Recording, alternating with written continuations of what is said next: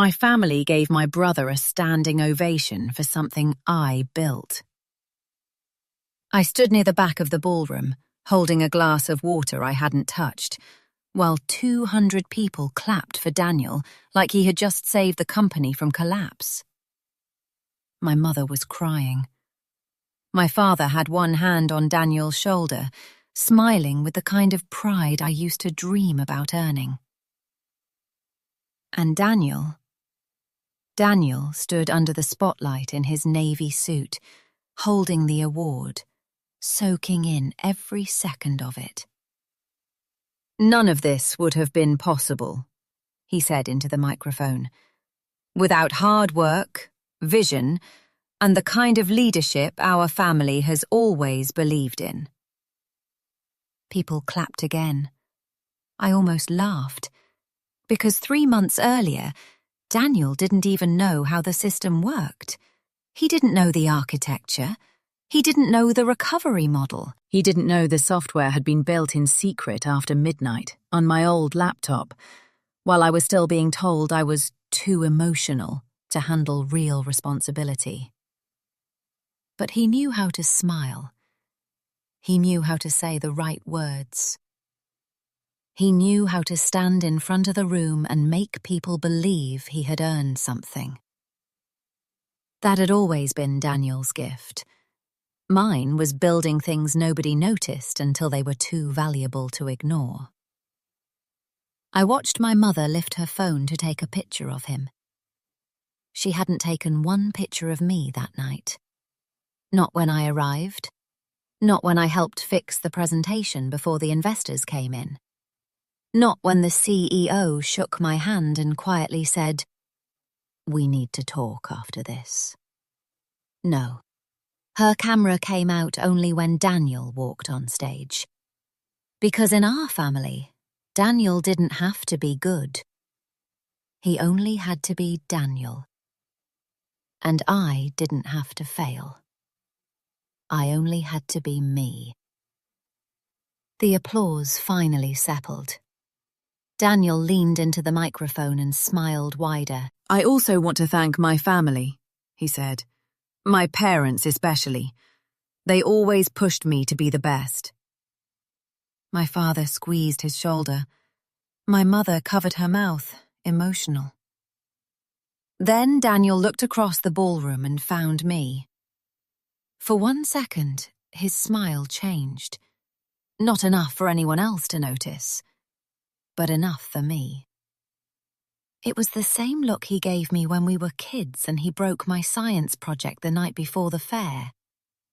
The same look he gave me when he told our parents I had overreacted after he took my college acceptance letter and hid it for 3 days. The same look he gave me 6 months earlier when he walked into my small office, dropped a stack of documents on my desk and said, "You should be grateful we still let you work here." That look said, "I won. You lost. Again." Then he said the sentence that made the room blur around me. "And to my sister, Claire," he said, pausing just long enough for people to turn toward me. "Thank you for supporting the team in your own little way." A few people smiled politely. Someone chuckled. My mother gave me a look that said, "Be nice." My father didn't look at me at all. Supporting the team in my own little way. That was what he called rebuilding the entire internal logistics system after his mistakes nearly cost us the largest contracting company history. That was what he called sleeping 4 hours a night for 11 weeks. That was what he called saving him. Again. I felt heat rise up my neck. For a moment I wanted to walk out.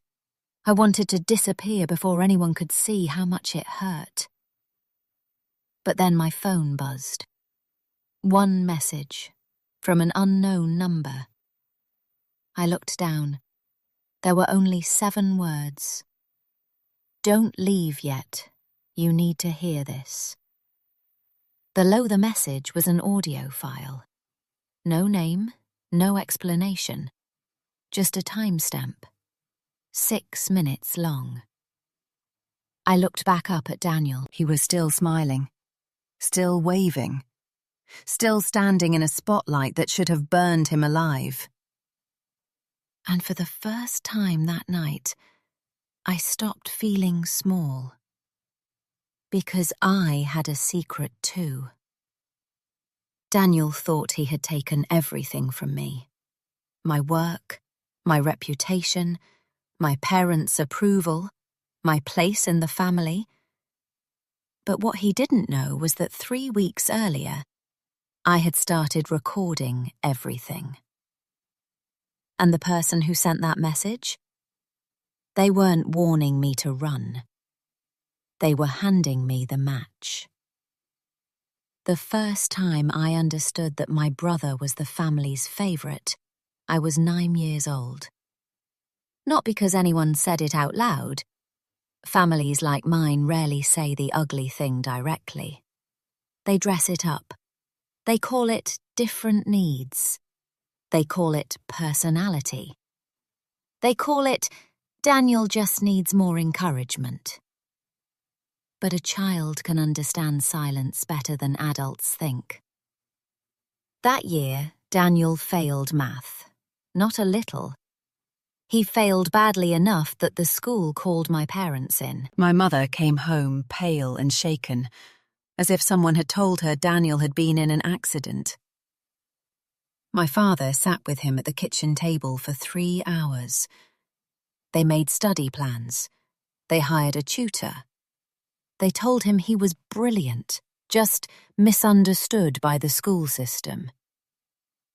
2 weeks later, I brought home a certificate for placing first in the district science fair. I had built a water filtration model from plastic tubing, sand, charcoal, and a broken aquarium pump.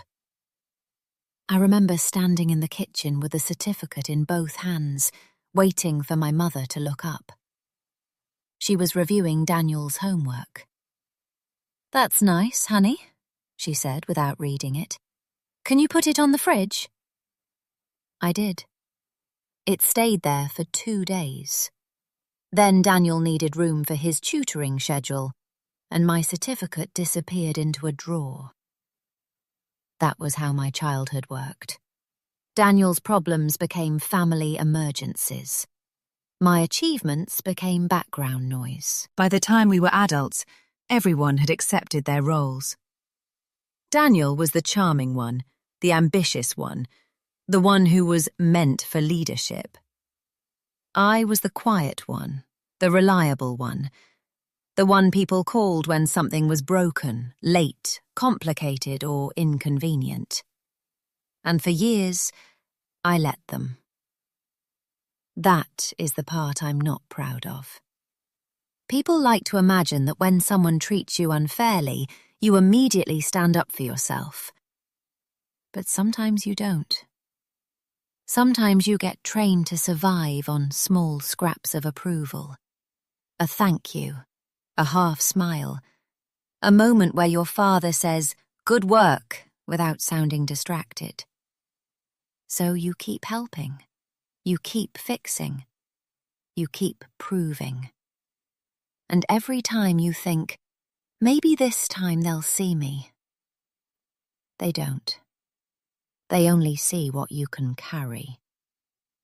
The family company was called Whitmore Home Supply. My grandfather started it with 1 warehouse and 3 delivery vans. By the time my father took over, it had grown into a regional supplier for builders, hardware stores, and renovation companies. It wasn't glamorous. It wasn't tech. It was paint, flooring, fixtures, lumber, invoices, trucks, angry customers, missing shipments, and margins so thin they could cut you. But it was ours. At least, that was what I used to believe. Daniel joined the company right after college as Director of Strategic Development, a title my father invented because Daniel didn't want to start in operations. I started 2 years earlier as an inventory analyst. No title ceremony, no office with glass walls, just a grey cubicle near the warehouse entrance and a login to a system older than some of our employees. Within 6 months, I knew more about the company's problems than most executives. Shipments were being duplicated. Orders were vanishing between sales and fulfillment. Managers were using spreadsheets that contradicted each other. Drivers were wasting fuel because delivery routes were assigned manually by someone who still printed MapQuest directions out of habit. Every department blamed another department. Sales blamed warehouse. Warehouse blamed purchasing. Purchasing blamed accounting. Accounting blamed the system. And Daniel blamed everyone. He was good at that. He would stand in meetings, roll up his sleeves like he had been working all morning, and say things like, "We need accountability." People nodded. Nobody asked him what that meant. I started staying late to map the actual workflows. At first, it was for my own sanity. Then it became an obsession. I built small tools to track inventory inconsistencies. Then I built a dashboard to flag order errors before they reached fulfillment. Then I created a delivery optimizer that cut route waste by 14% in 1 month. No one noticed at first. That was fine. I told myself I didn't need applause. I told myself results mattered more. Then Daniel found out. He came to my desk one Friday afternoon holding a printout. "What is this?" he asked. I looked up. He had the dashboard report in his hand. "It's a tracking model," I said. "It compares order entry against warehouse scan data." He stared at me. "Why?" "Because we're losing orders between sales and fulfillment." "I know that." "You said last week we needed accountability." His jaw tightened. "I meant at a managerial level." "It is managerial. The dashboard shows where the breakdown happens." He looked around the office, then leaned closer. "You built this?" "Yes." "Who approved it?" "No one. It's internal. I was testing it." He gave a short laugh, not amused, threatened. "You can't just build systems on company data, Claire." "It's not external. It's all within our secure—" "That's not the point." Of course it wasn't. The point was that I had found a problem he hadn't solved. Worse, I had solved it quietly, and Daniel hated being surprised by competence in someone he considered beneath him. The following Monday, I was called into my father's office. Daniel was already there. So was my mother, which made no sense because she had never worked for the company officially. But she often appeared when Daniel needed emotional support disguised as family concern.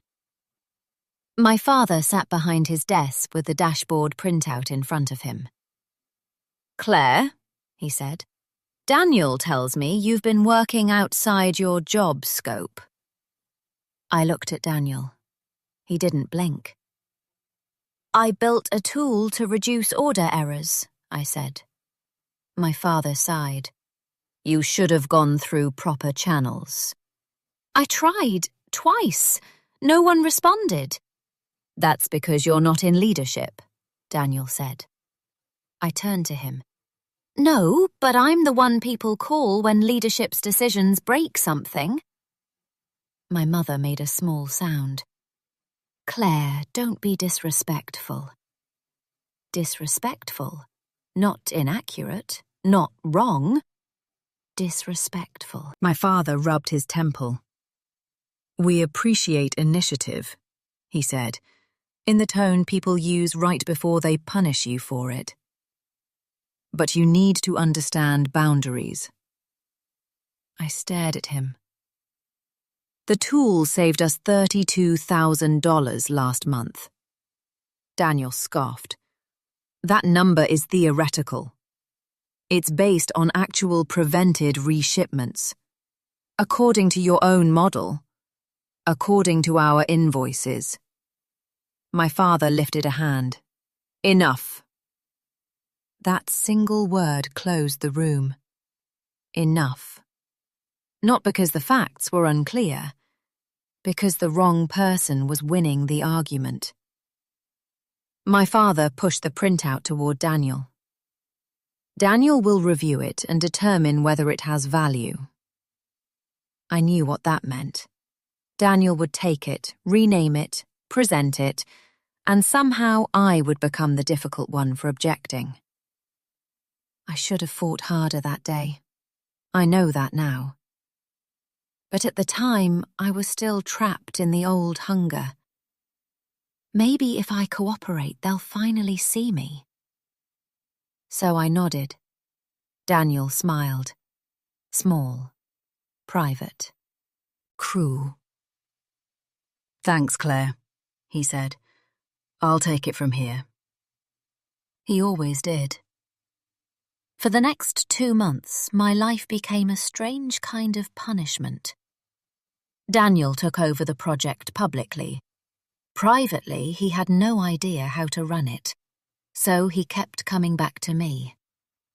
At first, he asked questions. Then he demanded answers. Then he started sending messages at midnight. Dashboard issue. Fix before morning.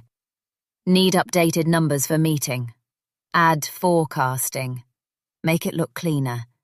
Don't mention this to Dad yet. Every request came with the same unspoken threat. If I refused, I was not a team player. If I helped, he benefited. If the project succeeded, he was brilliant. If it failed, the technical work was mine. I hated myself for answering. But the company had employees, drivers, warehouse workers, customer service reps who were already being screamed at because orders were late. I told myself I wasn't helping Daniel. I was protecting everyone else from him. That was partly true. It was also an excuse. Because some part of me still wanted my father to notice. The system grew fast. I added predictive stock alerts, automated routing suggestions, vendor delay flags, a risk score for large orders. Then came the Monroe contract. Monroe Development was the kind of client that could change everything. They were building housing communities in 3 states and needed a supplier that could handle volume without falling apart. Whitmore had been trying to land them for years. Daniel promised them we were ready. We weren't. Not with the old system, not with the staffing issues, not with Daniel making promises before understanding the operation. But with my platform? Maybe. For 11 weeks, I barely slept. I rebuilt workflows, cleaned old data, created simulations, tested failure points, designed reports Daniel could read without understanding the machinery beneath them. On the morning of the Monroe presentation, he walked into the conference room with my slides on his laptop. My father stood beside him, glowing. "You ready?" he asked Daniel. Daniel grinned. "Born ready." I was standing by the door with a backup USB in my hand, because Daniel had already forgotten the revised financial model twice. My father glanced at me. "Claire, can you make sure the coffee is set up?" I looked at him. For 1 second, I thought maybe he was joking. He wasn't. Behind him, Daniel looked down, hiding a smile. "Sure," I said. I set up the coffee. Then I stood at the side of the room while Daniel presented my work. He called the platform his vision. He called the dashboard the result of months of executive-level planning. He said the new logistics system reflected his forward-thinking leadership. The Monroe executives looked impressed. My father looked proud. I looked at the screen and felt something in me go cold. Not angry, not yet. Cold, because anger still wants something. An apology, recognition, justice. But cold is different. Cold means you stop asking. At the end of the meeting, Monroe's COO, a woman named Evelyn Pierce, approached me near the hallway. She was in her 50s, calm, sharp-eyed, with the kind of presence that made people lower their voices without knowing why. "You're Claire Whitmore?" she asked. "Yes." "I watched you during the presentation." That wasn't what I expected. I smiled politely. "I hope the coffee was acceptable." She didn't smile back. "You built it, didn't you?" The hallway noise faded. I said nothing. Evelyn tilted her head. "Daniel didn't know what API stood for when I asked him, but you flinched before he answered." I looked toward the conference room. Daniel was laughing with my father. "I'm part of the operations team," I said carefully. That wasn't my question. "No," I said, "it wasn't." She studied me for a moment. Then she handed me her card. "Call me when you're tired of being edited out of your own work." I didn't call her that day. Or the next. I kept the card in my desk drawer. I told myself it would be disloyal. To the company. To my father. To the family. But loyalty becomes a cage when only one person is expected to live inside it. And I was starting to realize I had been living there for years. The award ceremony happened because of Monroe. They signed the contract. Not a small one, a massive one. The largest in Whitmore history. My father called it Daniel's breakthrough. My mother organized a family dinner that same night, not to celebrate the company, to celebrate Daniel. She made his favorite meal. She bought a cake. She invited my aunt, my uncle, 2 cousins, and our old neighbor, Mrs. Jennings, who had known her since childhood and still thought Daniel was such a special boy. I almost didn't go, but my mother called 3 times. "Claire, don't make this about you," she said on the 3rd call. I had been sitting in my apartment, still wearing the blouse I'd worn to work, staring at Evelyn Pierce's business card on my coffee table. "I didn't say anything," I said. "That tone says enough." "What tone?" "The one you use when Daniel has good news." I closed my eyes. "Mum, I worked on that project too." A pause, then a sigh. "Oh, honey." 2 words. Soft, exhausted, almost kind. And somehow worse than yelling. "You helped," she said. "Nobody is saying you didn't help." Helped. Like I had carried plates to a table. Like I had proofread his speech. Like I had held the ladder while Daniel climbed. "I built the system," I said. "Claire." There it was again. My name used as a warning. "Don't do this tonight," she said. "Your brother needs support." I laughed once. I couldn't help it. "He needs support?" "He's under a lot of pressure." "Because of the contract I made possible." "Because he is the face of this family." I went quiet. She seemed to realize what she had said only after the words were already out. "Claire, I didn't mean—" "Yes," I said. You did. I hung up. Then I went to dinner anyway. That is how deep the training goes. My brother sat at the head of the table. My father toasted him. My mother cried again. My aunt said, "Daniel, your grandfather would be so proud." No one asked me one question about the project. Not one. Halfway through dinner, my cousin Marissa leaned over and whispered, "Did you really build most of it?" I turned to her. She was 26, a nurse, and one of the few people in the family who noticed things. "What makes you ask that?" She shrugged. "Daniel said data pipeline like he was ordering wine." I almost smiled. "Be careful," I whispered. "In this family, noticing things is dangerous." She looked at me for a long second. Then she said, "Maybe it should be." Before dessert, my father stood again. "I want to say something," he announced. Everyone quieted. He looked at Daniel with a full heart. Then at me with something more complicated.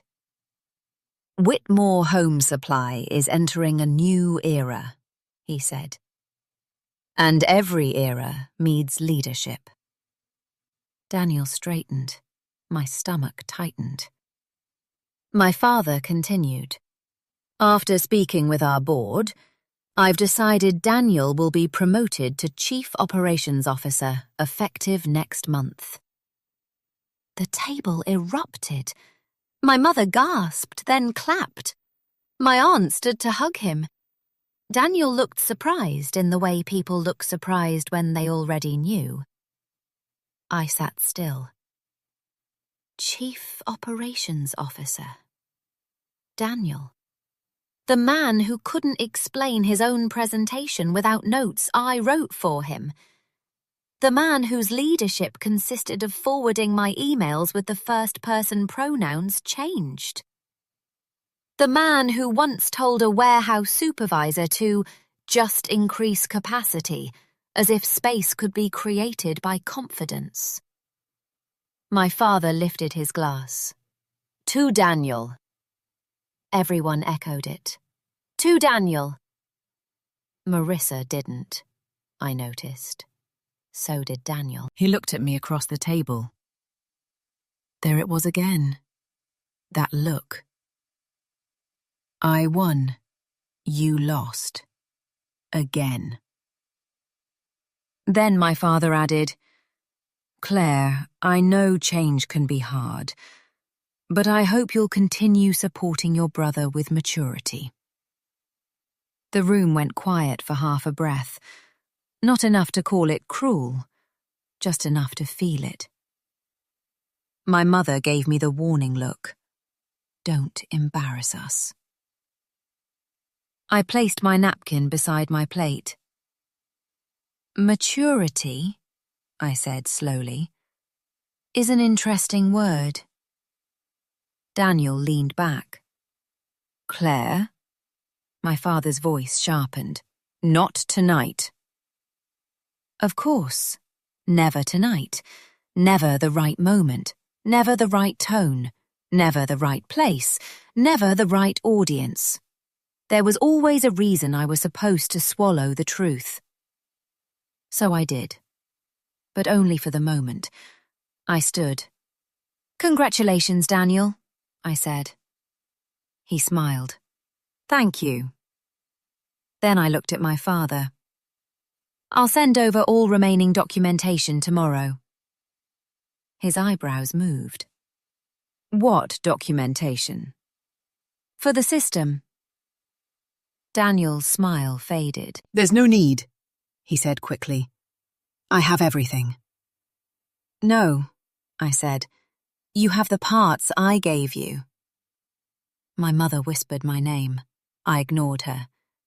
"There's a lot you don't have." Daniel's face hardened. For the first time that night, he looked less like the golden sun and more like a man standing too close to a door he thought was locked. My father frowned. "What does that mean?" I picked up my purse. "It means congratulations." Then I left. My hands were shaking by the time I reached my car. Not from fear, from something worse. Relief. Because once you say even one honest sentence in a family built on silence, you can't completely go back. That night, I called Evelyn Pierce. She answered on the second ring. "I wondered when you would," she said. I sat in my car outside my apartment building, watching rain gather on the windshield. "You said to call when I got tired of being edited out. And are you?" I looked at the dashboard, at my reflection in the dark glass. At the version of myself who had waited years to be chosen by people who only noticed me when they needed something. "Yes," I said. "I'm tired."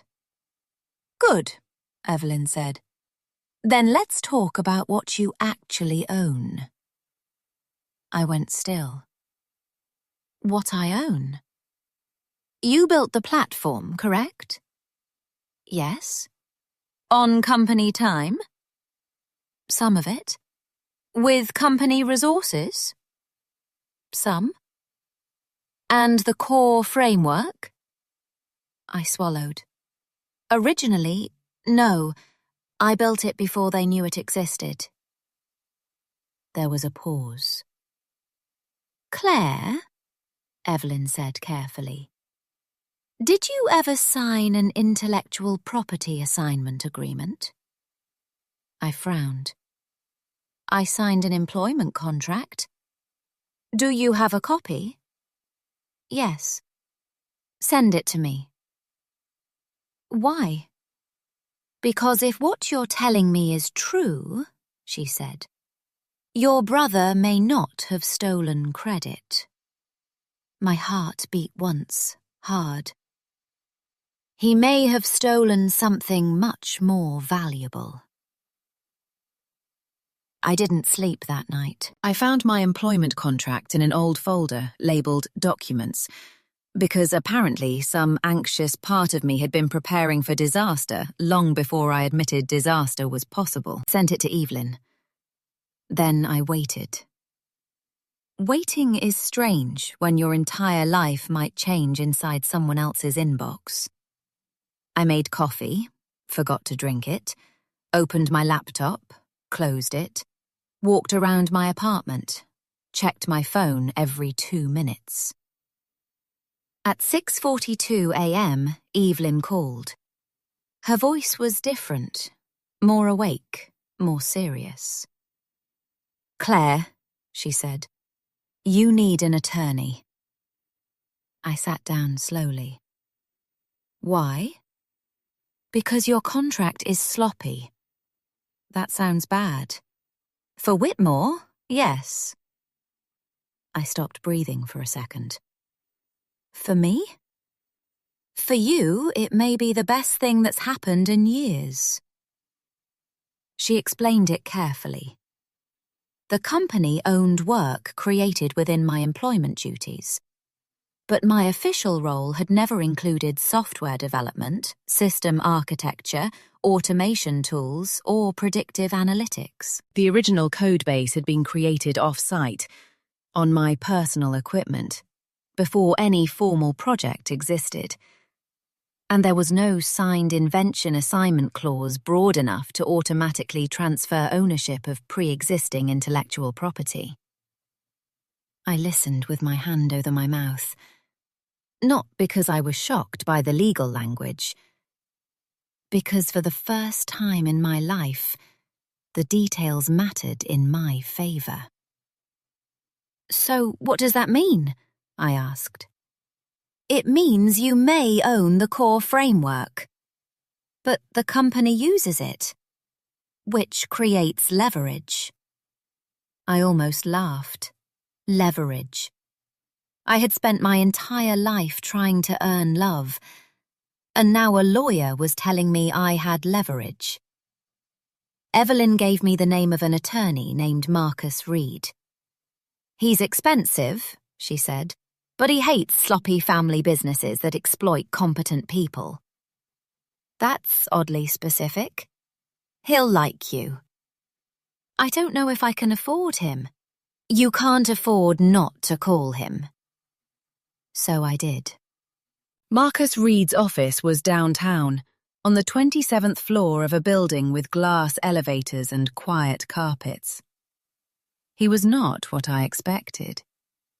I expected silver hair and a stern face. Instead, he was in his early 40s, with rolled-up sleeves, tired eyes, and a coffee mug that said, "Billable hours are a social construct." He read my documents while I sat across from him, trying not to look terrified. After 20 minutes, he leaned back. "Your family is either very careless," he said, "or very confident you'd never challenge them." I looked at my hands. "Probably both." He nodded.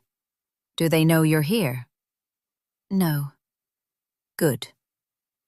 That word made me nervous. Should I be scared? "You should be careful," he said. "Different thing." He asked for everything. Emails, messages, drafts, source code timestamps, screenshots, meeting notes, versions. Any proof that I built the platform before Daniel took control of it. I had more than I realized, because I was the kind of person who documented everything. Not for revenge, for survival. When people twist your words enough times, you start keeping receipts just to prove to yourself you're not crazy. By the time Marcus finished reviewing my files, his expression had changed. "This isn't just credit theft," he said. "What is it?" "Potential IP misappropriation, fraudulent representation to a client, possible securities issues if they used false claims in board materials. Depends on who knew what and when." My stomach tightened. "I don't want to destroy the company." "I didn't say destroy it. My grandfather built it. And your brother is using it as a costume." That landed harder than I expected. Because it was true. Daniel didn't love the company. He loved being seen as the man who would inherit it. There's a difference. Marcus tapped the stack of papers. "What do you want?" The question should have been easy. Recognition, money, justice, an apology. But when he asked it directly, all the answers tangled together. "I don't know," I admitted. He nodded like that was normal. "Then we don't move yet." "We don't?" "No. First we gather. Then we decide." "Gather what?" "Proof that they know he didn't build it." I thought of Daniel, my father, the board, the award ceremony coming up the following week, where Daniel would be honored publicly as the architect of the Monroe transformation. Marcus followed my expression. "There's an event." "Yes." "Will he claim authorship there?" I let out a humorless laugh. "He already has." "Will there be press?" "Local business press, vendors, Monroe executives, board members." Marcus smiled slightly, not kindly, strategically. "Then don't stop him." I stared at him. "What?" "Let him talk." "Why?"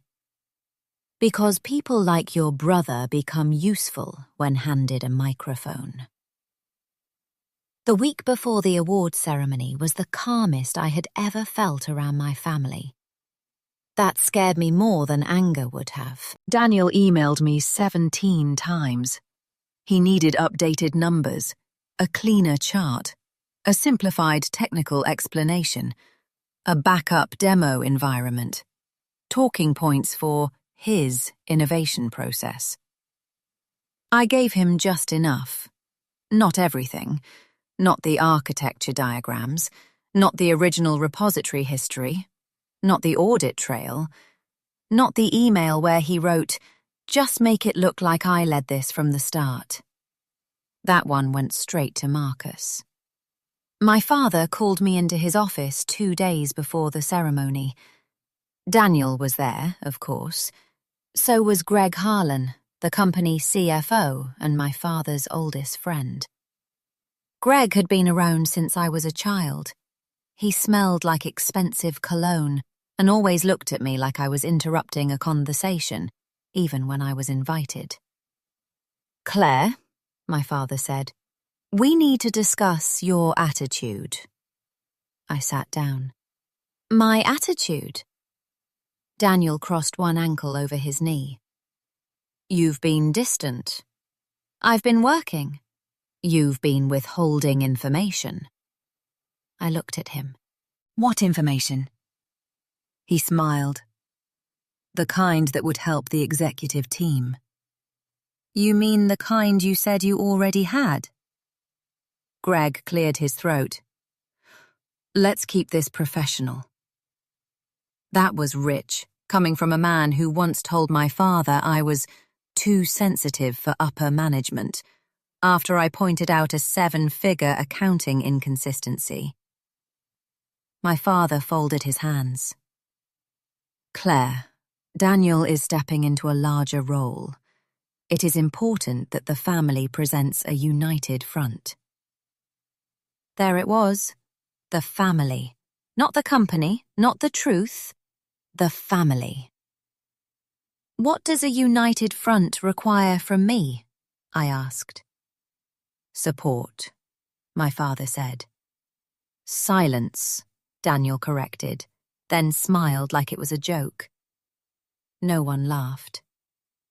I tilted my head. "Interesting choice of word?" Daniel's eyes sharpened. My father sighed. "Your brother has earned this opportunity." That sentence almost broke me. Not because it was new, because I suddenly understood that no amount of evidence would make my father see what he was not ready to see. Daniel had not earned it. He had been assigned greatness at birth, and everyone had spent 34 years arranging the facts around that decision. "I'm curious," I said quietly. "What exactly do you think Daniel built?" Daniel stiffened. Greg looked at my father. My father frowned. "This again?" "No, really. Tell me." "Claire, did he build the data pipeline?" Daniel said, "That's not the point." "Did he write the route optimization model?" My father's face darkened. "Enough." "Did he design the risk scoring system Monroe signed off on?" Greg shifted in his chair. Daniel leaned forward. "You're making yourself look bitter." I nodded. "Maybe." That surprised him, so I continued. "Maybe I am bitter. Maybe after years of watching everyone clap for you while I clean up your mess, I finally ran out of graceful ways to be invisible." For 1 second, nobody spoke. Then my father stood. "That is enough." His voice filled the office. A familiar part of me wanted to shrink, but another part stayed still. Daniel looked pleased. He thought I had lost control. He thought emotion made me weak. That was another thing he never understood. Emotion is only weakness when you don't know how to use it. I picked up my bag. "You're right," I said. My father blinked. "I am?" "Yes, it's enough." Then I left. Behind me, Daniel called out, Claire, don't embarrass yourself at the ceremony. I stopped at the door and looked back. I won't. He smiled. Good. I smiled too. But I can't promise the same for you. The night of the award ceremony, I almost didn't recognize myself. Not because of the dress. It was simple, black, nothing dramatic. Not because of the makeup. I barely wore any. I almost didn't recognize myself because I walked into that ballroom without hoping my parents would choose me.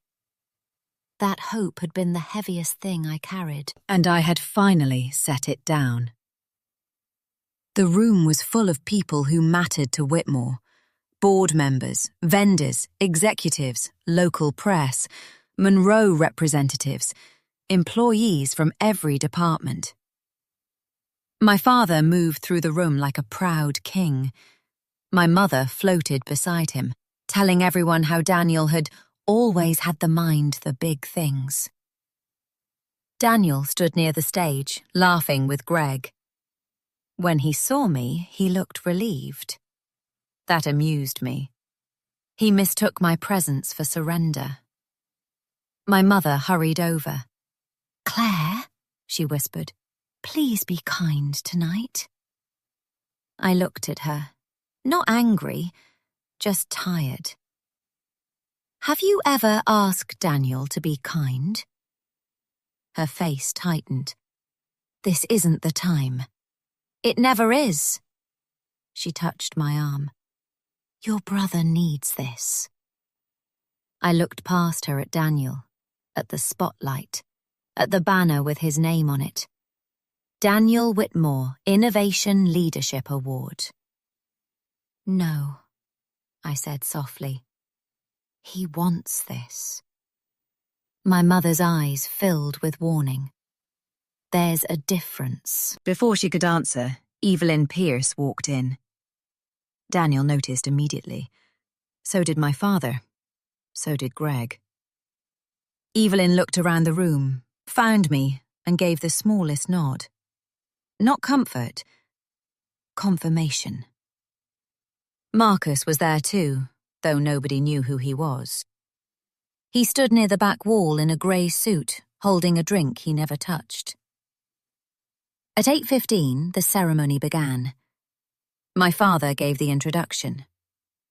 He spoke about legacy, family, vision, the future. He spoke about Daniel like he was the natural continuation of my grandfather's dream. Then he invited my brother to the stage. The applause rose. Daniel walked up smiling. I stood near the back, exactly where I had been placed in the family my entire life. But this time, I wasn't there because they forgot me. I was there because the back of the room lets you see everything. Daniel accepted the award. He joked. He thanked Monroe. He thanked the board. He thanked my parents. Then he thanked me in my own little way. People chuckled again. That phrase again. Small, dismissive. A crumb shaped like gratitude. My phone buzzed. The message from the unknown number appeared. "Don't leave yet. You need to hear this." The audio file sat beneath it. I stared at it. Then another message came. I was in Greg's office. I recorded them. My pulse changed. Not faster, sharper. A third message appeared. They plan to remove you after tonight. For a moment, the room lost sound. I looked toward Greg. He was watching Daniel with a satisfied smile. Then I looked at my father. Then at my mother. Then at Daniel, standing under the lights, telling everyone the platform represented his personal commitment to innovation. I opened the audio file. Not on speaker, just enough through my phone's earpiece to hear the first voice. Greg. After the award, we transition her out quietly. Severance, NDA, non-disparagement. She signs or she loses access to everything. Then Daniel's voice. She won't fight it. Claire never fights. A pause. Then my father. Just make sure the documents are clean. My hand went cold around the phone. My father knew. Maybe not everything. Maybe not the legal risk. Maybe not the ownership problem. But he knew they were planning to erase me. After I saved the company. After I protected Daniel. After I gave them one more chance to be decent. Daniel kept talking on stage. Our success has always come from trust, he said. Trust. I looked at Marcus across the room. He had seen my face change. He moved slightly, just enough to ask without words, "Do you want to act now?" I looked at my mother. She was smiling at Daniel through tears. I looked at my father. Proud, comfortable, certain. And then I realized something that made everything quiet inside me. My brother had won the family's approval, but approval was all they had to give him. The work was mine. The proof was mine. The system was mine. And maybe, for the first time in my life, everything else could be too. Daniel lifted the award higher. The room clapped. I pressed pause on the audio file. Then I walked toward the stage. I had imagined that if I ever exposed Daniel, I would feel powerful. I thought there would be fire in my chest, a clean kind of anger, the kind people have in movies when they finally say the sentence everyone remembers. But as I walked toward the stage, past round tables and lifted champagne glasses, I didn't feel powerful. I felt strangely calm, almost sad. Because somewhere between the back of the ballroom and the spotlight, I understood something that made the whole room look different. This wasn't just about Daniel stealing my work. It wasn't just about my father choosing him. It wasn't even about my mother begging me, year after year, to be smaller so my brother could feel bigger. It was about the fact that I had spent my entire life waiting for people to give me permission to matter. And now, I was done waiting. Daniel saw me first. His smile froze for half a second. Not enough for the audience to notice, but enough for me. "Claire," he said into the microphone, trying to make it sound warm. "Did you want to say something?" A few people turned. My father's face changed immediately. He knew my walk. He knew the difference between me coming to help and me coming to end something. My mother leaned forward in her chair, lips parted. Greg Harlan stopped smiling. Evelyn Pierce didn't move. Marcus Reed watched from the back, still holding the drink he had never taken a sip from. I reached the edge of the stage. Daniel leaned down slightly, keeping the microphone close to himself. "This really isn't the time," he whispered. I looked up at him. "You've said that my whole life."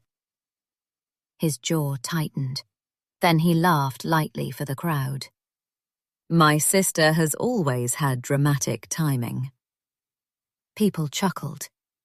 He expected me to shrink. That was Daniel's favorite trick. Turn pain into a joke before anyone realizes it is pain. I climbed the steps.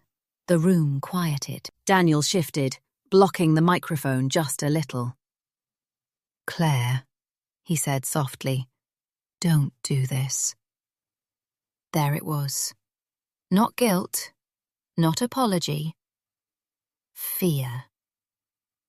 I reached for the second microphone on the podium. Daniel moved his hand toward it first. Then Evelyn Pierce stood. "Let her speak." Her voice was not loud. It didn't need to be. When someone important says 4 simple words in the right room, power rearranges itself. Daniel looked at her. My father looked at her. So did every board member, every vendor, every employee who understood that Monroe Development had just become the biggest client in Whitmore history. Daniel gave a tight smile. Of course. He stepped back. I stood under the lights. For the first time that night, everyone was looking at me. Not past me, not around me, at me. And I realized attention is only frightening when you still need approval. "Thank you, Daniel," I said. My voice sounded steadier than I felt. "I actually do want to say something." My father stood halfway from his seat. "Claire?" I looked at him. Just looked. He sat back down. I turned to the room. "For the past several months, everyone here has heard a lot about innovation, vision, leadership, transformation." A few polite smiles. Daniel's eyes narrowed. "And tonight, my brother was honored for building the platform that helped secure the Monroe contract." I paused. Daniel's face warned me. Don't.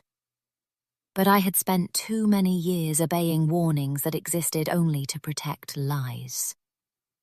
"So I think it's only fair," I continued, "that the people in this room know how that platform was actually built." A low shift moved through the audience. Small sounds, chairs, breaths, someone setting down a glass. Daniel laughed once. "Claire, this is inappropriate." I looked at him. "You thanked me for supporting the team in my own little way." His expression hardened. "Yes, and I meant that." "I know." That made him blink. "I know exactly what you meant." I turned back to the room. My little way included designing the original framework, building the inventory tracking system, writing the routing model, creating the risk scoring tools, cleaning 11 years of broken data, and rebuilding the reporting structure that Monroe reviewed before signing. The silence changed. At first, it had been awkward. Now it was listening. Daniel stepped closer. "That's a distortion." I nodded. "I thought you might say that." Then I opened my phone. Not the audio, not yet. I connected to the ballroom screen through the presentation system I had fixed earlier that evening. The same system Daniel had asked me to just check quickly before the ceremony. A folder appeared on the screen. Project Origin Files. I heard someone whisper, "Oh my God." Daniel's face drained. My father stood. "Claire, stop this now." I looked at him. "Why?" His mouth opened. No answer came. "Because it's embarrassing?" I asked. "Because it's public?" Because now the truth is happening in a room where Daniel can't rewrite it before breakfast. My mother was crying again. But this time I did not mistake her tears for innocence. I clicked the first file. A timestamp appeared.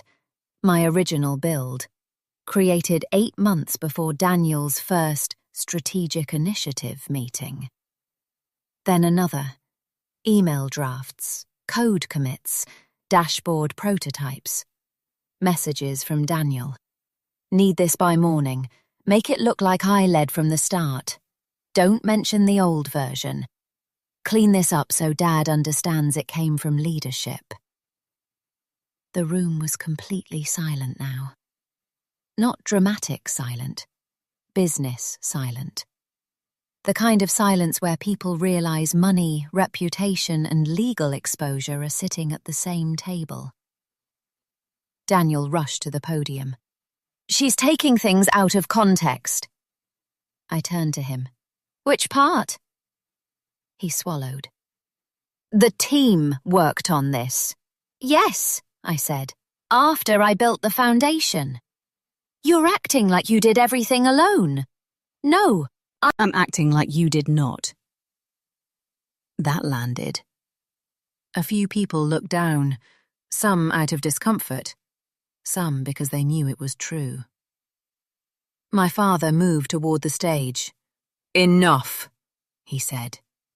That word again. Enough. The old command, the family command, the word that used to make me stop. I held the microphone a little closer. "No." The room seemed to inhale. My father froze. I had never said no to him like that before.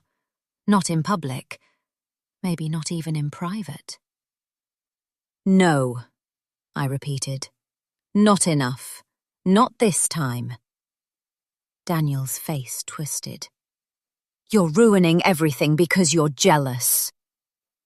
And there it was. The old story. The one that always worked. Claire is jealous. Claire is emotional. Claire can't handle Daniel's success. Claire makes things difficult. I looked at the audience, then back at him. "Maybe some people here believe that," I said. "So let's make it simple." I pressed play. Greg's voice filled the ballroom. "After the award, we transition her out quietly." Severance. NDA. Non-disparagement. She signs, or she loses access to everything. A woman near the front gasped, then Daniel's voice. "She won't fight it. Claire never fights." My mother covered her mouth. My father stared at the floor. Then his voice came through the speakers. "Just make sure the documents are clean." I stopped the recording. For a moment, nobody moved. Then the room broke. Not loudly, worse, whispers, people turning to each other, board members leaning toward one another, a Monroe executive standing. Greg was pale. Daniel looked at me like he had never seen me before. Maybe he hadn't. Maybe nobody in my family had. They had seen the useful version, the quiet version, the version that stayed late, fixed problems, swallowed insults, and arrived at family dinners even after being humiliated. They had mistaken endurance for weakness. That was their mistake. Daniel leaned toward me, his voice low enough that only the first rows could hear. "You have no idea what you've done." I looked at him. "Yes," I said. "I do." Then Marcus Reed walked forward. He didn't rush, he didn't perform. He simply stepped into the space with the calm confidence of a man who had been waiting for exactly this moment. "My name is Marcus Reed," he said. "I represent Claire Whitmore." My father closed his eyes. Daniel turned sharply. "You brought a lawyer?" Marcus looked at him. "You brought fraud." That sentence moved through the room like a blade. Marcus continued.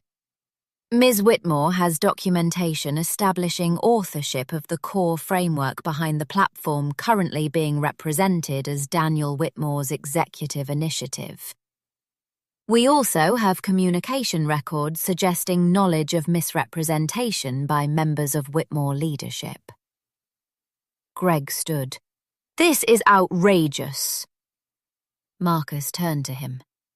Mr. Harlan, I would recommend not speaking further without counsel.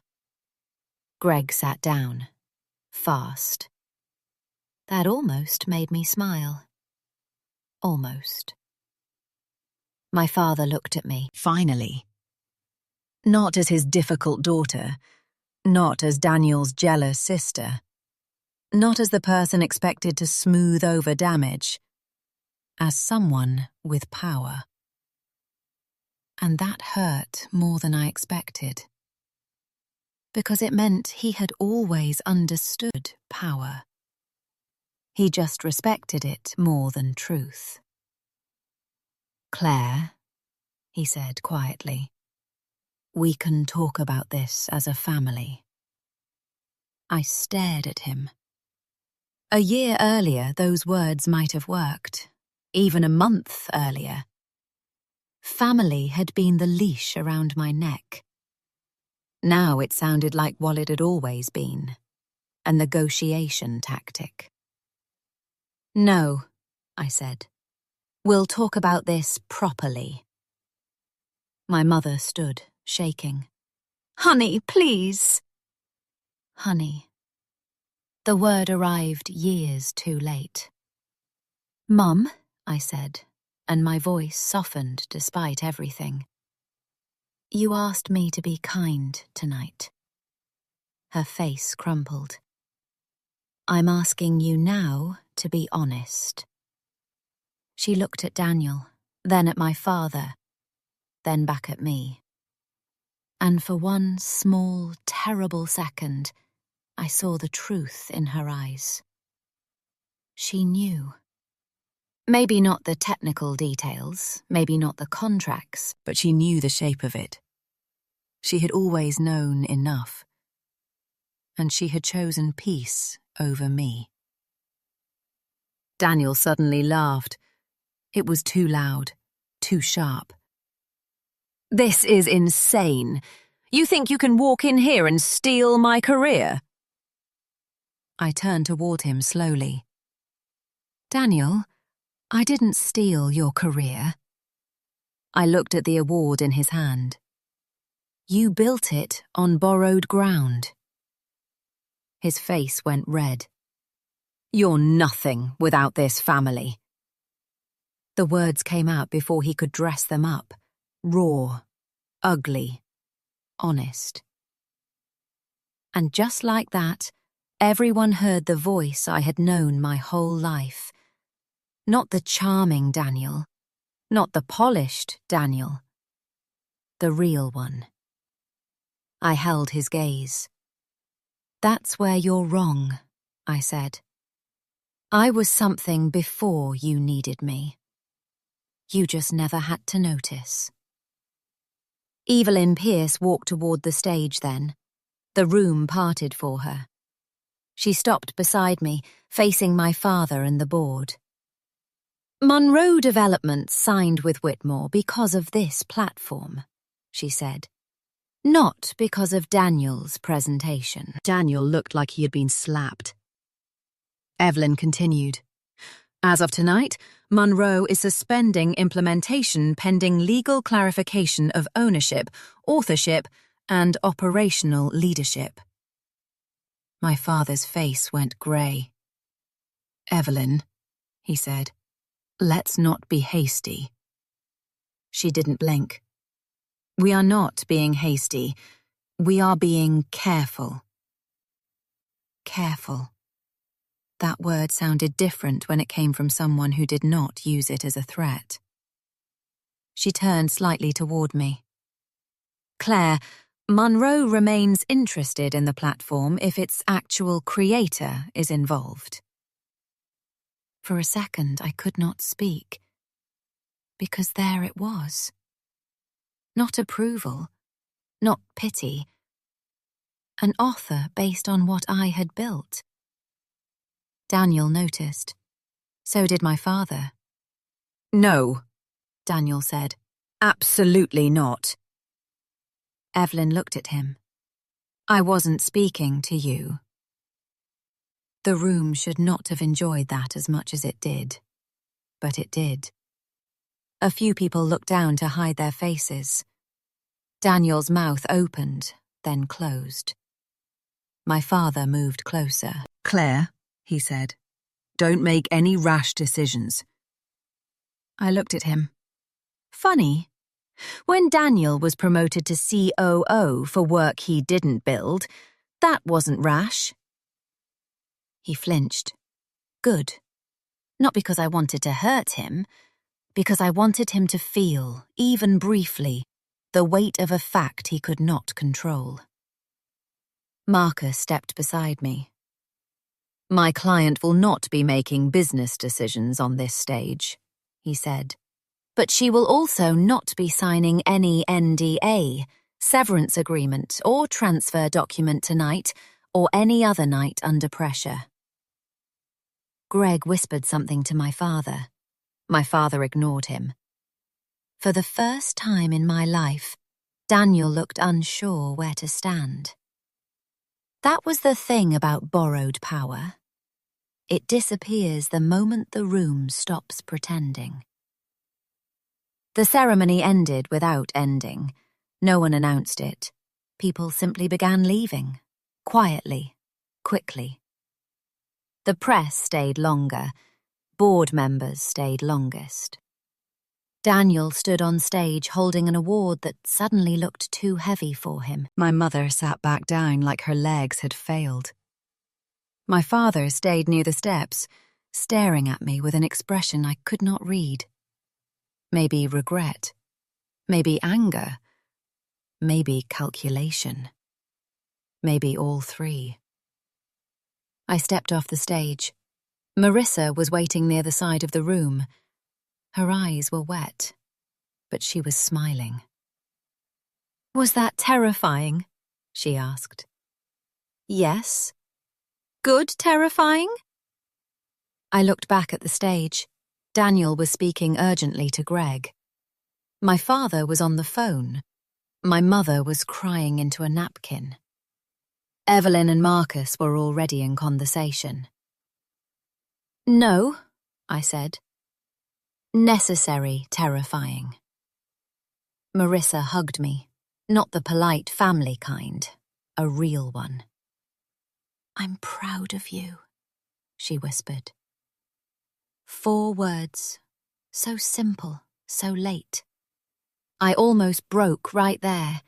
Not on stage, not during the recording, not when Daniel called me nothing. But when one person said the thing I had spent my life waiting to hear.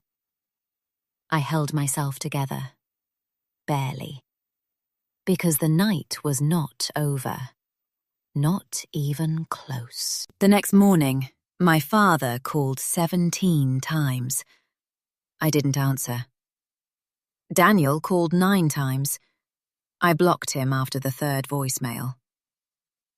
My mother sent one message. "Please don't destroy us." I stared at it for a long time. Then I wrote back, "I didn't build the lie." After that, I turned off my phone. Marcus had told me to expect panic. He was right.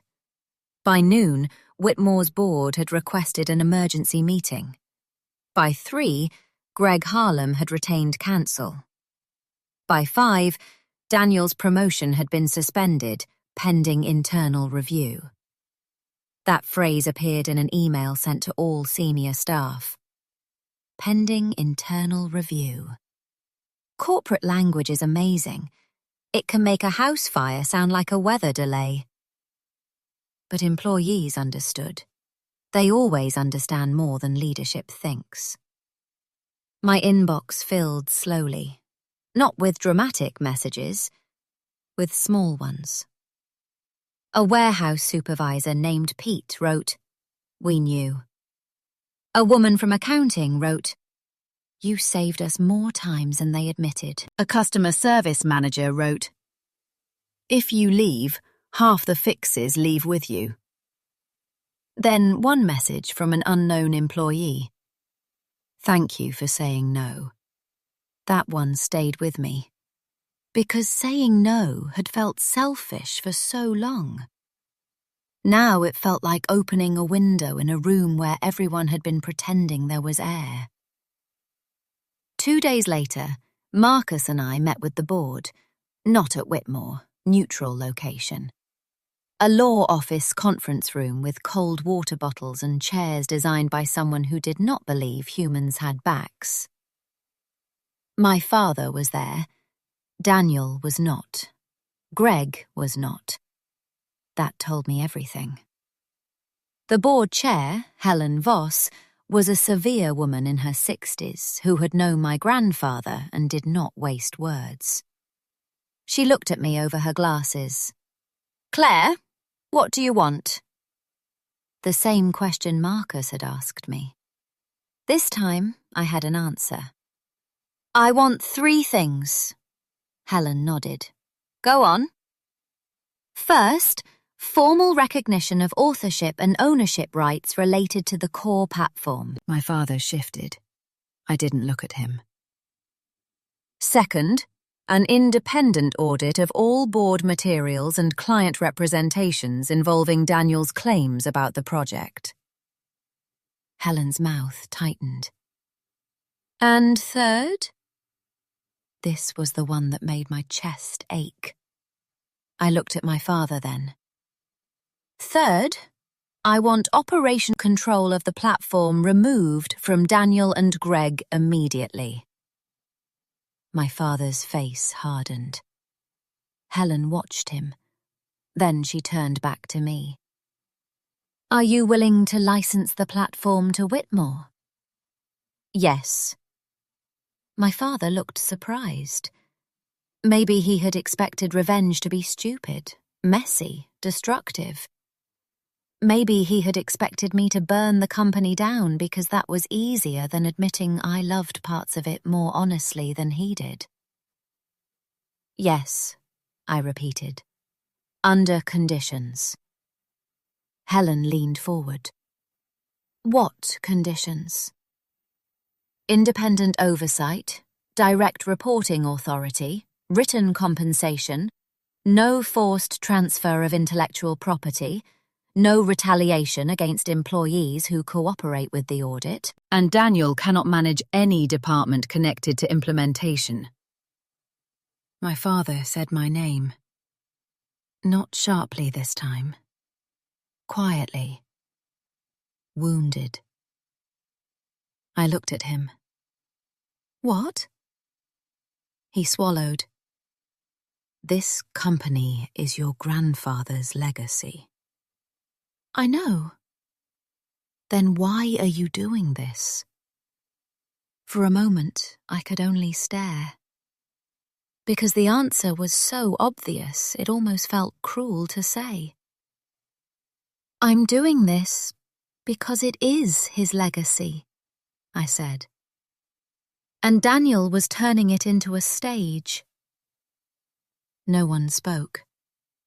My father looked down. That was the first time I saw shame reach him. Not fully, not enough, but a crack. Helen Voss closed her folder. "Claire's conditions are reasonable." My father looked up. "Helen, she's right," Helen said. "And you know it." There was something final in her voice. Something that had been waiting years to be said. My father's shoulders lowered, just slightly, but enough for me to see the man behind the authority. Old, tired. Terrified that the son he had built his pride around might not be strong enough to carry it. I should have felt victorious. Instead, I felt grief. That is the part nobody tells you about winning against your family. The victory still has their fingerprints on it. The audit took 6 weeks. 6 weeks of lawyers, emails, depositions, board calls, awkward silence. People choosing sides. People pretending they had always known. People apologizing for small things because they could not yet face the big ones. Daniel fought at first, of course he did. He claimed he had directed the vision. Then Marcus produced the messages. Daniel claimed I had misunderstood his role. Then Evelyn produced meeting notes. Daniel claimed everyone knew I was part of the team. Then an internal award nomination draft surfaced with my name removed from the project summary. Removed. Not forgotten, not accidentally omitted. Removed. That document changed everything. Because mistakes happen. Patterns are harder to excuse. Greg resigned before the audit concluded. The official reason was personal matters. The unofficial reason was that he had helped prepare termination documents for me while advising the board that my work was non-essential. Daniel was demoted before he could be fired. My father pushed for that. A softer landing. A family landing. Helen Voss did not allow it. Daniel was placed on leave, then quietly exited with a severance package small enough to insult him and large enough to keep lawyers from wasting time. He sent me one email the night it happened. No subject, just one line. You always wanted to ruin me. I read it twice. Then I replied, No, I wanted you to stop using me. He never answered. My mother did. She called me the next day. I let it ring until it stopped. Then she texted, Can we talk? I stared at those words longer than I should have. There are messages you wait years to receive, and by the time they arrive, they no longer know where to land. I agreed to meet her at a small cafe 3 towns over. Neutral ground. She looked smaller when she walked in. Not physically. Something else. The certainty was gone. She hugged her purse to her chest and sat across from me like I was someone she did not know how to reach. For a while, we just sat there. Then she said, I failed you.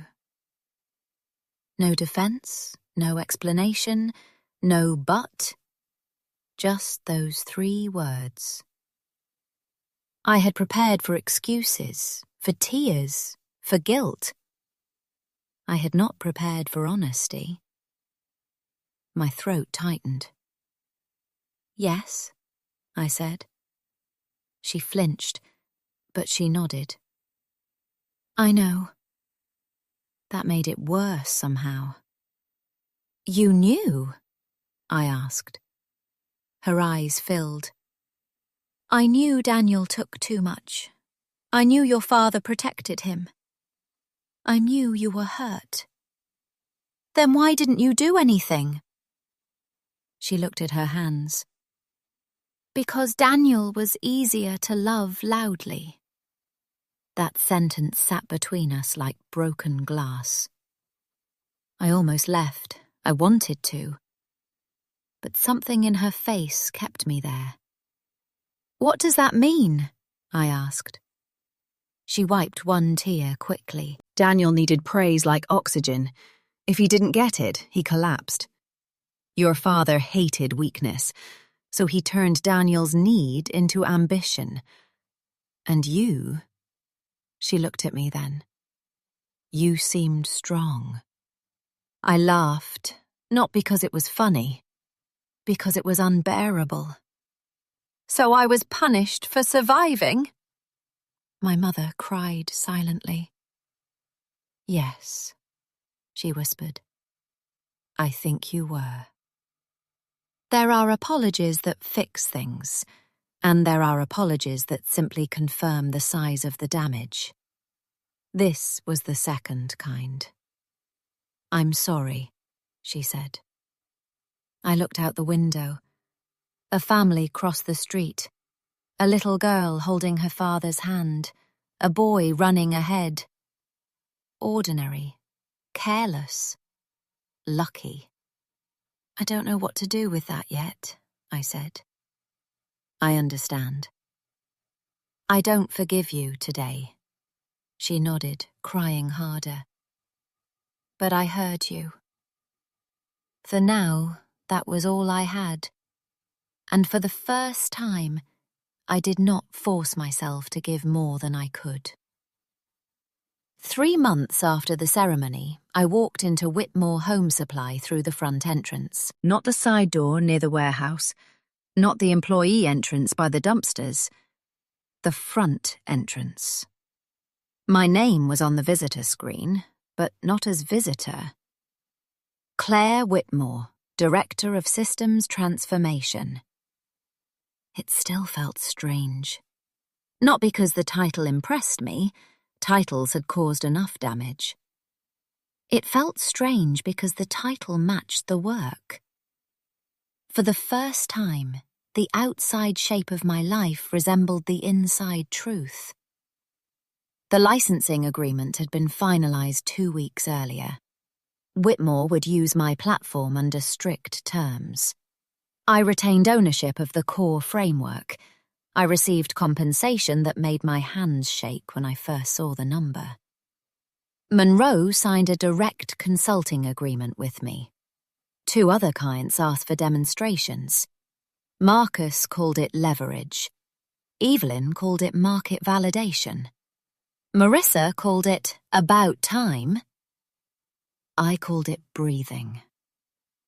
My father was still CEO, but not in the way he had been. The board had created oversight rules that clipped the old family habits from company decisions. No more invented titles. No more quiet promotions. No more treating competence like a threat if it came from the wrong child. At least, not without consequences. The first time my father came to my new office, he stood at the doorway instead of walking in. That alone told me something had changed. He knocked once. "Do you have a minute?" I looked up from my laptop. Yes, he entered carefully. In his hands was a framed certificate. My old science fair certificate. The water filtration project. The one that had disappeared from the fridge when Daniel needed room for his tutoring schedule. I stared at it. For a moment, I was 9 years old again, standing in the kitchen, waiting. My father placed it on my desk. "I found it in the storage room," he said.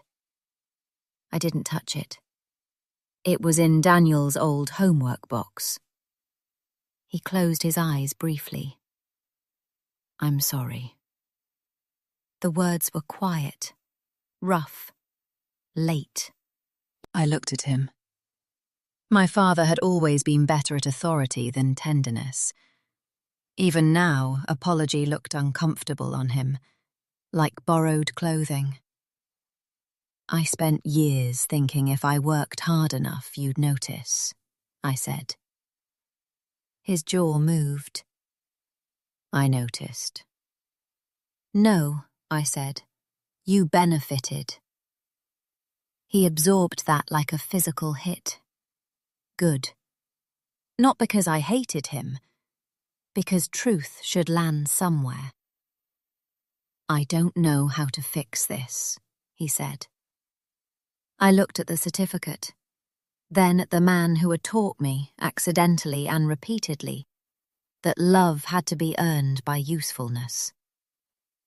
"You don't fix it with one conversation." He nodded. "I know." "You don't fix it by giving me a title." "I know." "You don't fix it by suddenly being proud when other people are watching." That one hurt him most. I saw it. His eyes lowered. "I know." For a long moment, neither of us spoke. Then he said, "Can I try anyway?" I wanted to say no, a clean no, A satisfying no. A no that would make the audience cheer if this were only a story about revenge. But real life is messier than revenge, and I had not fought so hard to become another person who used power to punish weakness. You can try, I said.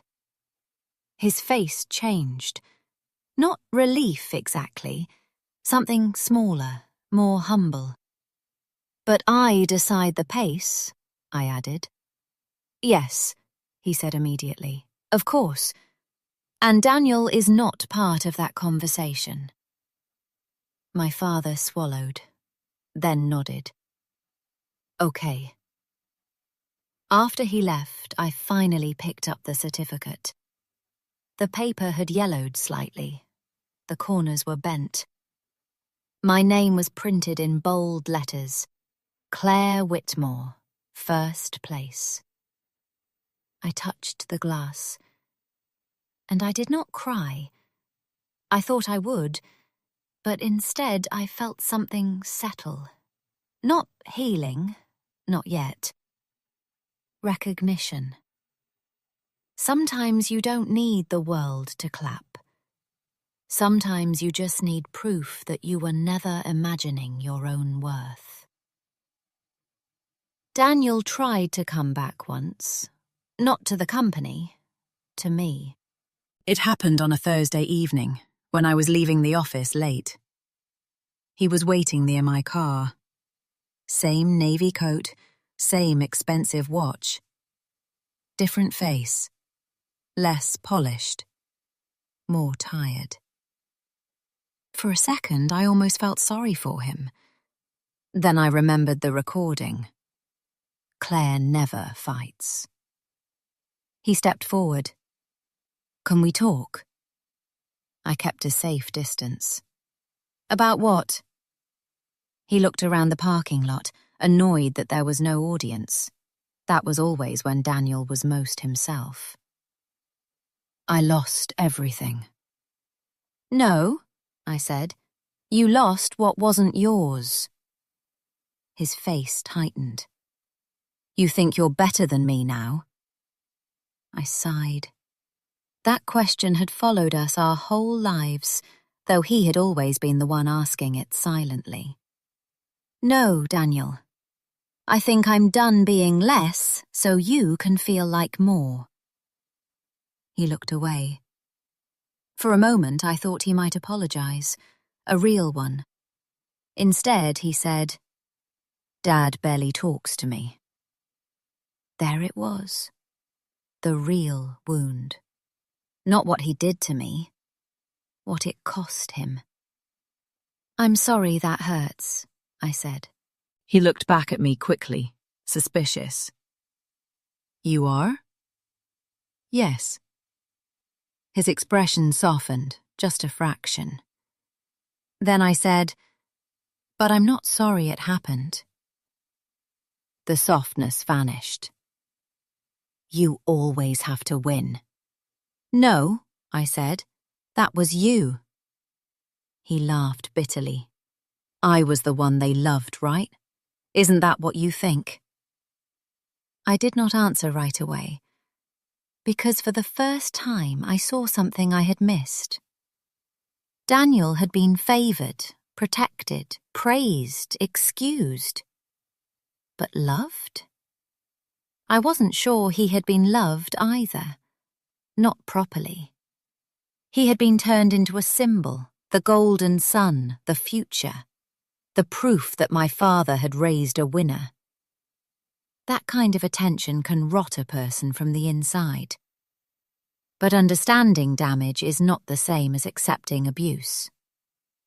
I think they needed you to be impressive, I said, and you needed me to disappear. He stared at me. That's not love, I said. He looked like he wanted to argue, but nothing came. For once, no speech, no charm, no clever turn. Just silence. Finally, he said, What am I supposed to do now? The old Claire would have helped him. She would have made calls, drafted emails, found him a path, softened the fall, protected everyone from the consequences they had earned. But old Claire had been retired. "I don't know," I said, "but you'll have to build it yourself." Then I got into my car. He didn't stop me. As I drove away, I saw him in the rearview mirror, standing alone under the parking lot lights. For years, I had imagined that moment differently. I thought seeing Daniel lose would feel like justice, and it did, but not the loud kind, not the kind that tastes sweet. It felt like closing a door in a house that had been burning for a long time. Necessary, final, sad. 6 months later, Monroe invited me to speak at a regional operations conference. Not as a Whitmore representative, as founder of my own systems consultancy. I almost said no. Public speaking still made my stomach twist. Then I remembered Daniel under the spotlight. How easily he had stood there with my work in his hands. And I thought, if he could stand there with a lie, I can stand there with the truth. The conference room was smaller than the ballroom. No chandeliers, no family tables, no mother crying in the front row. Just professionals, laptops, coffee cups, and people who cared about what worked. I spoke for 22 minutes. I explained the platform, the mistakes, the redesign, the lessons. I did not mention Daniel by name. I didn't need to. The story was no longer about him. Afterward, a young woman approached me. She wore a badge from a small logistics company and held a notebook against her chest. "I just wanted to say," she said nervously, "I'm kind of the person who fixes everything at my company too." I smiled. "Kind of?" She laughed. "Okay, definitely." "And nobody notices?" Her smile faded. "Not really." I knew that look. God, I knew that look. I reached into my bag and gave her my card. "Start documenting," I said. Her eyes widened. "Everything?" "Everything." She looked down at the card like it was heavier than paper. Then she said, "Thank you." As she walked away, I realized something. Maybe what happened to me was not just something I survived. Maybe it was something I could turn into a map. Not a perfect one, not a painless one, but something useful. And this time, useful did not mean invisible. People sometimes ask whether my family ever healed. The honest answer is complicated. My mother and I talk once a month. Sometimes those calls are awkward. Sometimes they are tender. Sometimes I hang up and feel like a little girl again. But she tries, and I let her try. My father and I work together carefully. Professionally first, personally slowly. He still struggles not to defend Daniel. I still struggle not to hear every compliment as overdue payment on an impossible debt. But we are more honest now. That counts for something. Daniel moved to another state. For a while, he tried consulting. It didn't last. Then he took a mid-level operations role at a company where no one knew his last name. Marissa told me he's doing okay. Not great, not ruined. Okay.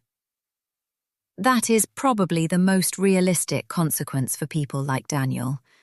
Not dramatic destruction, just life without the cushion. Life where charm opens doors, but competence decides whether you stay. As for me, I kept building. The consultancy grew slowly at first, then faster. Monroe referred me to 2 clients, then 5.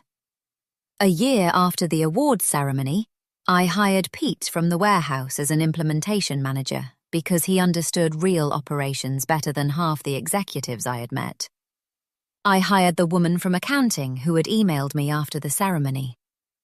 I hired people who knew what it felt like to carry systems on their backs while someone else took credit in meetings.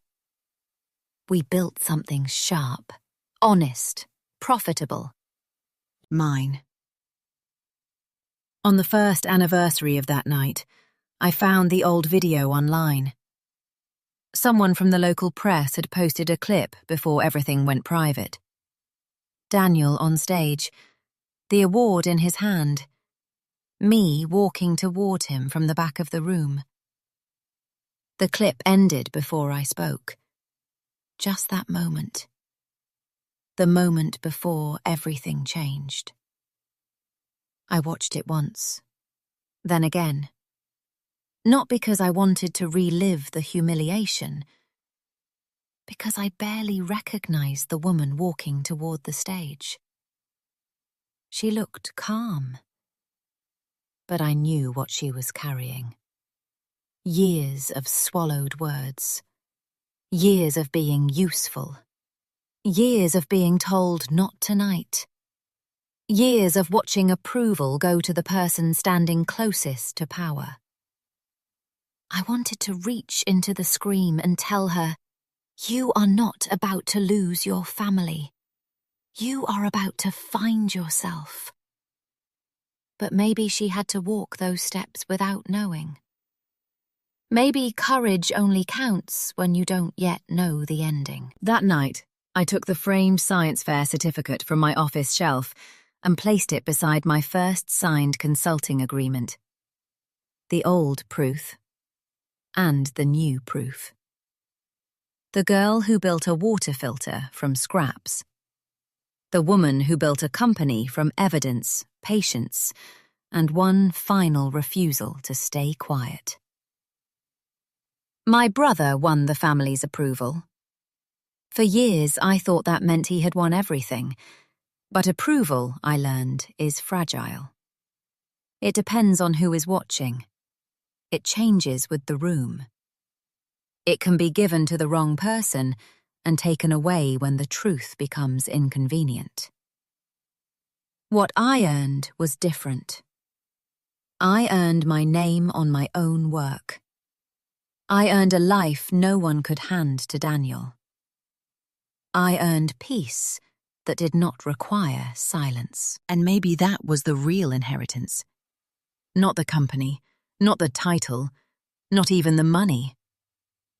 The real inheritance was the moment I finally understood that being overlooked does not mean being empty. Sometimes the person standing in the back of the room is the one holding the foundation. And when she finally steps forward, the whole room has to turn around.